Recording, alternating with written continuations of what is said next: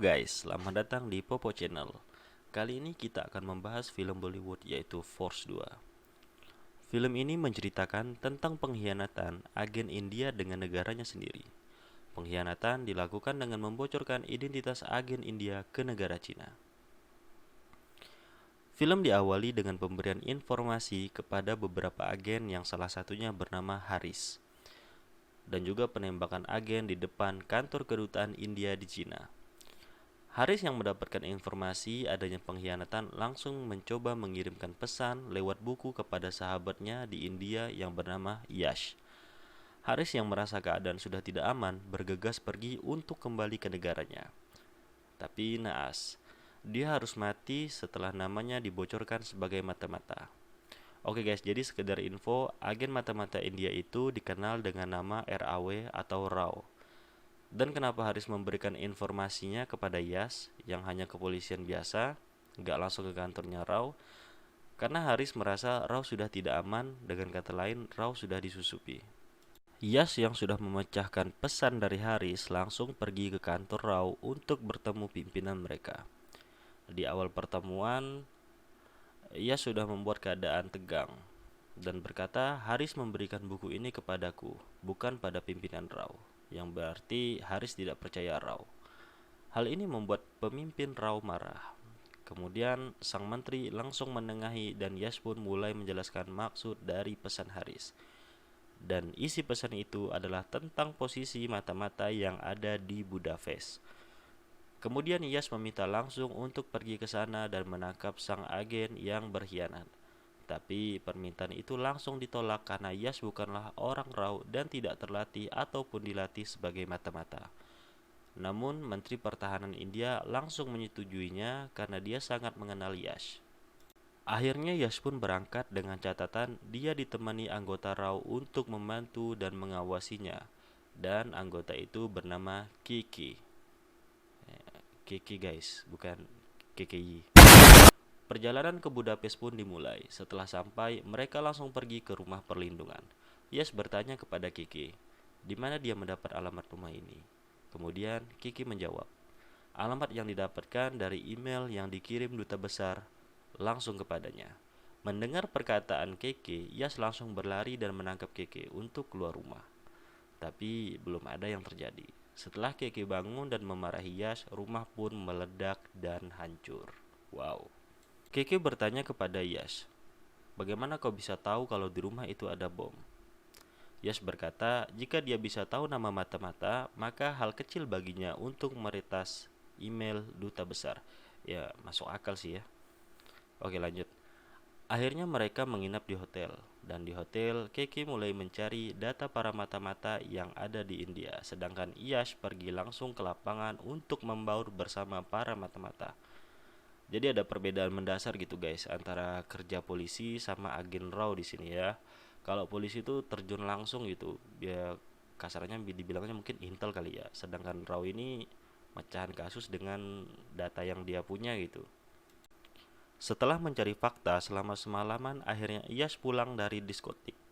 Sedangkan Keki tertidur pulas karena capek. Setelah bangun tanpa menggosok gigi, anjir nih pasti bau banget nih. Langsung memberikan daftar tersangka orang yang dicurigainya. Sedangkan Iyas memfokuskan dirinya dengan satu orang yang bernama Ship Sharma. Tapi Keki membantah karena Ship sangat bersih. Jadi nggak ada aspek buat Ship ini dicurigain gitu. Ship Sharma ini nggak bisa dicurigain karena dia tuh orangnya bersih gitu. Tapi mendengar penjelasan Keki, Iyas malah makin curiga. Jadi Iyas ini malah curiga, ya orang yang bersih malah dia seharusnya yang berpeluang buat jadi penjahatnya gitu mungkin pikirnya si Yas ini ya. Oke, lanjut. Akhirnya Kiki membuat rencana untuk memancing si pengkhianat keluar dan Yas setuju. Akhirnya penjebakan dilakukan dan benar pengkhianat itu adalah Ship Sharma. Yas mengejar Ship Sharma dan mendahuluinya untuk sampai ke tempat tinggalnya. Kiki yang mengetahui Kiki yang mengetahui hal itu langsung menyusul Yas ke tempatnya Ship. Saat penangkapan terjadi, Yas terpisah dengan Keke dikarenakan Yas salah perhitungan, sedangkan Keke yang tinggal sendiri langsung dipukul dan pingsan oleh Ship. Singkatnya, Ship berhasil tertangkap dan diinterogasi. Saat interogasi, ternyata Ship adalah mantan tunangannya si Keke. Wow. Ini kenapa putus ya? Padahal si Keke cantik banget, Cuk. Gue kalau di tunangan gue kayak gitu ya nggak mau lah putus. Udah, lanjut lanjut. Setelah dilakukan pemeriksaan dan interogasi, akhirnya Ship langsung dipindahkan untuk dibawa ke India. Dan bencana pun terjadi. Dalam perjalanan ke bandara, banyak sekali halangan yang terjadi. Dan itu semua adalah ulah Ship Sharma. Dan setelah mereka dikejar oleh pasukan Ship yang tak ada habisnya, akhirnya mereka memakai rencana B, yaitu membawa Ship ke sebuah gedung untuk diterbangkan memakai heli. Kemudian heli itu akan langsung mendarat di bandara dan terbang ke India. Tapi petaka tak sampai di situ saja. Sesaat sebelum Ship masuk ke dalam helikopter, datang helikopter lain dan langsung menembak Ship. Ship pun dinyatakan tewas. Tapi film belum selesai, bos. Oke, kita lanjut ya. Ternyata Ship masih hidup. Peluru yang ditembakkan ternyata semacam peluru bius yang dapat menghentikan detak jantung selama 30 menit. Dan ternyata sewaktu Keke pingsan, Ship telah memasang alat pelacak pada jamnya. Dan hal inilah yang membuat perjalanan mereka penuh dengan bahaya. Setelah Ship berhasil bebas, akhirnya Keke dan Yas bicara kepada pimpinan Rao. Dan setelah dilakukan pembicaraan panjang, akhirnya Keke dianggap lalai dan gagal, yang mengakibatkan dia disuruh pulang ke India untuk digantikan dengan agen lain. Tapi Yas yang sudah dendam dengan Ship langsung memotong pembicaraan dan meyakinkan atasannya bahwa dia dan Keke bisa menangkap Ship. Ini kayaknya udah benih-benih cinta gitu guys. Setelah keluar ruangan, duta besar atasnya Keke langsung menelpon dan berkata bahwa orangnya telah menyuap agen dari Cina untuk membocorkan posisi keadaan Ship. Jadi pihak India itu nyuap agen Cina gitu kan buat bocorin lokasinya Ship Sharma gitu. Setelah agen itu memberikan informasi, agen itu pun mati. Jadi agennya ketahuan guys waktu dia ngasih informasi bahwa Ship itu lokasinya di sini gitu. Akhirnya dia ketahuan sama Ship dan dia pun mati gitu. Yash dengan pengetahuan polisinya langsung bergerak sendiri dengan melakukan investigasi ke tempat tinggalnya Ship. Baru saja memasuki rumah, Yash langsung ditelepon Ship dan memberitahukan perihal agen Cina yang baru saja mati karena mencoba membocorkan lokasinya.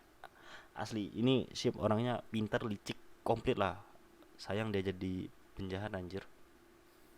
Di rumahnya Ship, Yas menemukan fakta baru dan menyuruh temannya di India untuk mencari tahu. Kemudian, Yas menelpon Keke dan bertanya bagaimana cara Rao menemukan Ship. Keke memberitahu dia akan mengetahui lokasi Ship lewat orang yang bernama Martinez. Martinez ini adalah seorang informan handal dan informasinya sangatlah akurat. Setelah mendapatkan informasi dari Martinez, akhirnya Yas dan Keke langsung pergi ke lokasi. Dan benar saja, Ship berada di sana, namun lagi-lagi Ship berhasil lolos. Setelah kejadian itu, Martinez menemui Ship.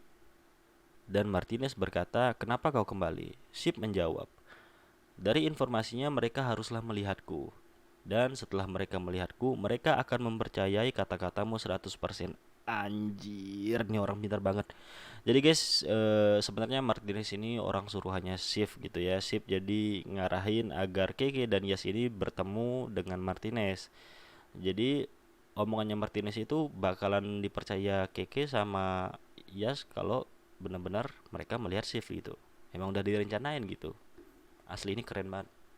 Oke, kita lanjut ya. Dan benar saja Yas dan Keke menghubungi Martinez dan menanyakan posisi Shift. Dan atas perintah Shift pula, Martinez menjawab bahwa Shift akan pergi ke Berlin. Dari informasi yang didapat Yash di rumahnya Shift, terdapat fakta bahwa Shift bukanlah Shift. Loh, gimana ini maksudnya? Jadi nama Shift itu adalah Rudra Pratap Singh. Aduh, susah ya. Kita bacanya jadi apa ya? Panggil Singh aja, Singh. Oke, jadi Singh ini telah mencuri identitas dari temannya yang bernama Ship Sharma. Jadi selama bertahun-tahun ini Ship telah memalsukan identitasnya dengan temannya yang sudah meninggal. Jadi si Rudra Pratap Singh ini nama aslinya. Jadi Ship itu nama temannya. Teman mereka tuh tinggal kayak di sekolah gitu. Sedangkan Ship sama yang asli itu udah mati guys sebenarnya. Jadi dia nggunain identitas Ship Sharma itu.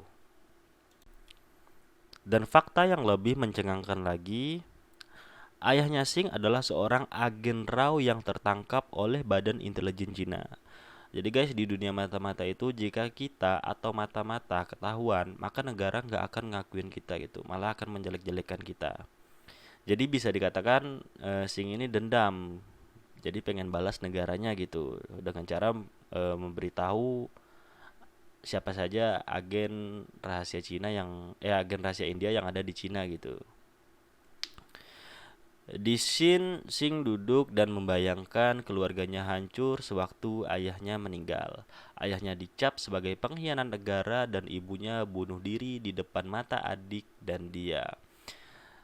Jadi setelah ayahnya Singh ini tertangkap, jadi berita itu mulai menyebar di India dan keluarganya tuh dianggap sebagai pengkhianat gitu. Malah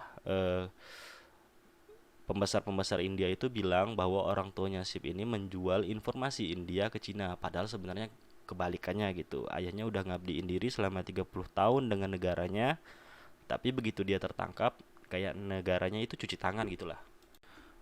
Iyas mendapat telepon dari pimpinan RAW yang ada di bandara dan hendak ke Berlin. Jadi pimpinan RAW ini ada tugas gitu guys ke Berlin. Pemimpinnya mengatakan kebenaran tentang Ship Sharma, padahal ia sudah tahu sih sebelumnya. Akhirnya Yas pun tahu bahwa Singh mencoba mengecohnya dengan memberikan informasi kepada Martinez bahwa dia akan ke Berlin untuk membunuh si Anjan, si pimpinan itu.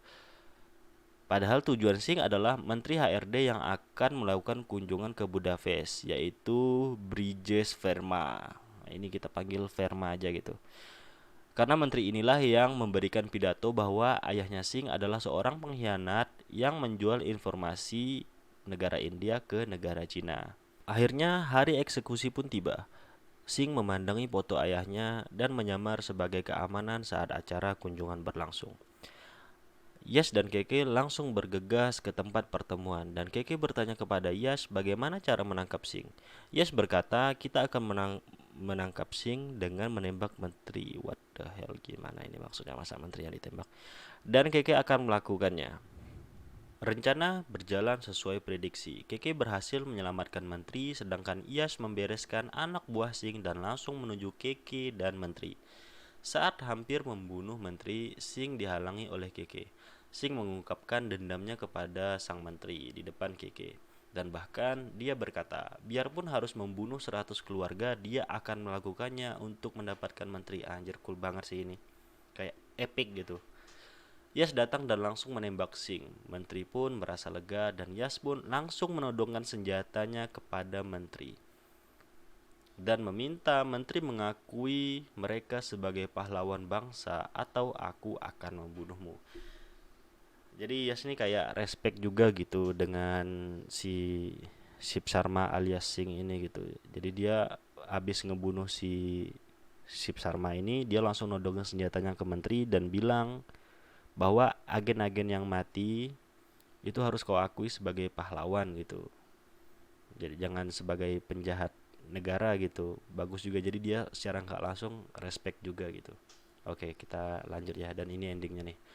Dan akhirnya berita pun dibuat. Menteri HRD pun mengumumkan semua agen RAW yang mati adalah pahlawan bangsa dan patut mendapat penghargaan. Dan film pun selesai. Oke guys, gimana filmnya? Seru kan? Karena ini video pertama di channel ini, jadi gue minta maaf kalau misalnya banyak penyebutan atau salah-salah kata gitu. Ya semoga kedepannya bakalan jadi lebih baik dan kalian bisa bantu support channel ini dengan cara subscribe, like, share atau komen atau ya yang dibilang youtuber pada umumnya lah gitu. Semoga videonya berkesan dan kalau kalian pengen request film apa yang harus direkap, kalian bisa komen di bawah dan sampai ketemu di video selanjutnya. Oke, Bye bye.